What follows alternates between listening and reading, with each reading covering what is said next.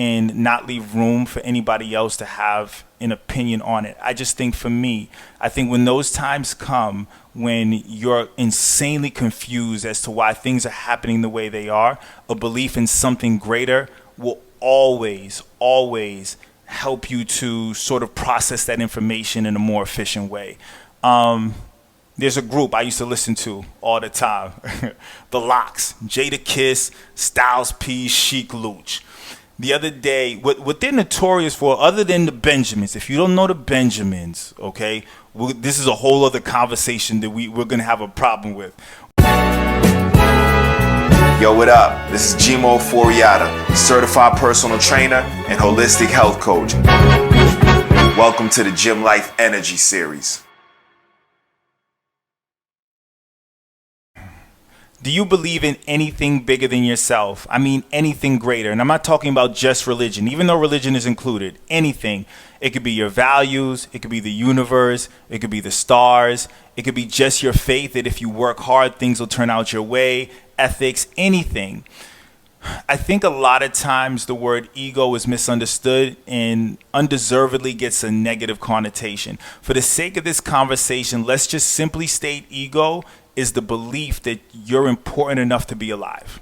So if a bear or a lion was running your way, you would run away to say, all right, I need to be alive to breathe another day.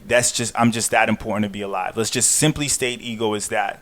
Now, I think even that in itself can be a little bit limiting. And I'll give you an example. Let's say a situation or a problem or scenario comes your way that you don't understand. I think we've all been there. A scenario comes your way you don't understand. It's complex. It stresses you out. You're really having a difficult time coping with it. I really, truly believe in sidebar. I'm never going to state anything as pure fact and not leave room for anybody else to have an opinion on it. I just think for me, I think when those times come when you're insanely confused as to why things are happening the way they are, a belief in something greater will always help you to sort of process that information in a more efficient way. There's a group I used to listen to all the time, the Locks, Jada Kiss, Styles P, Chic Luch.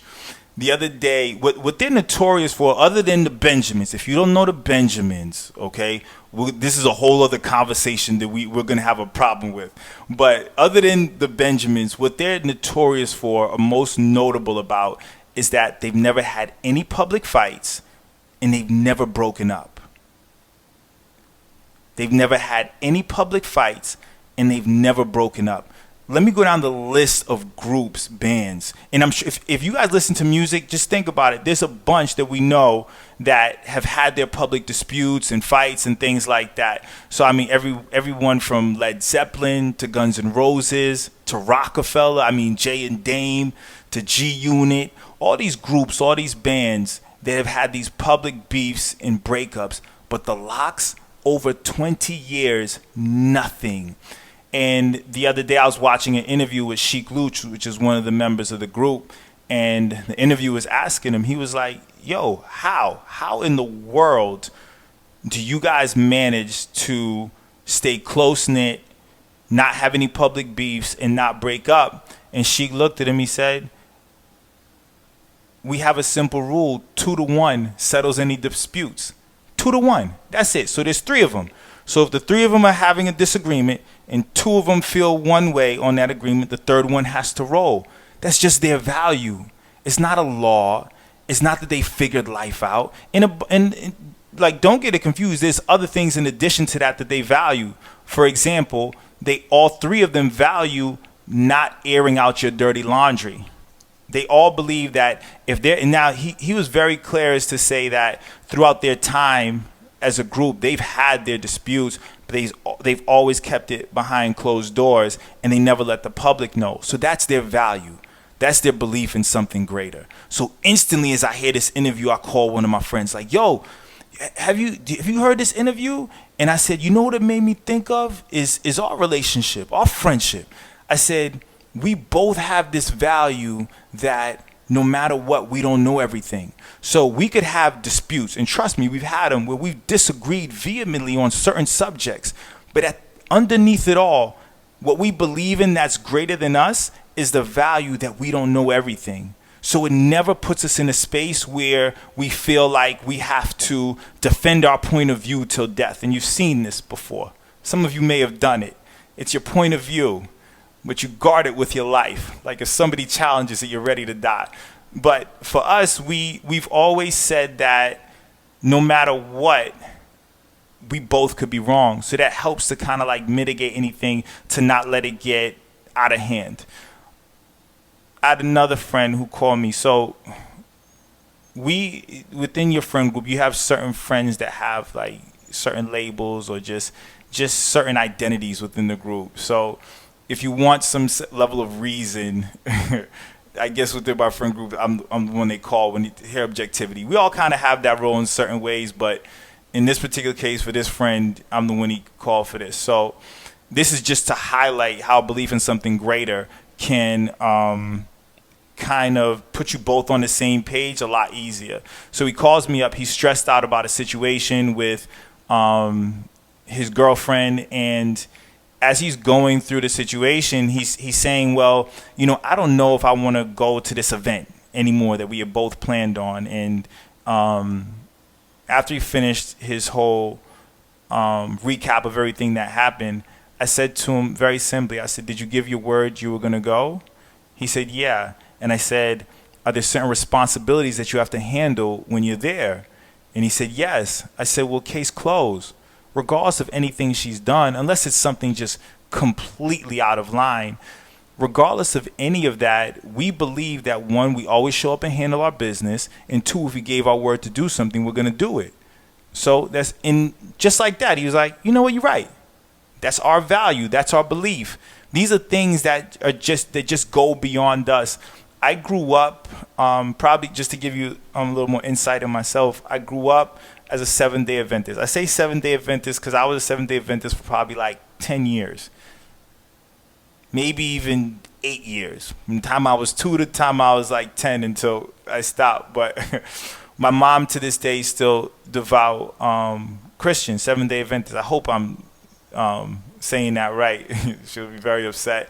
But we have conversation to this day. And even though I'm not a 7-day Adventist, I don't believe what she believes, we both believe in something greater. So it helps us to be able to navigate our conflict and our conversations as well, right?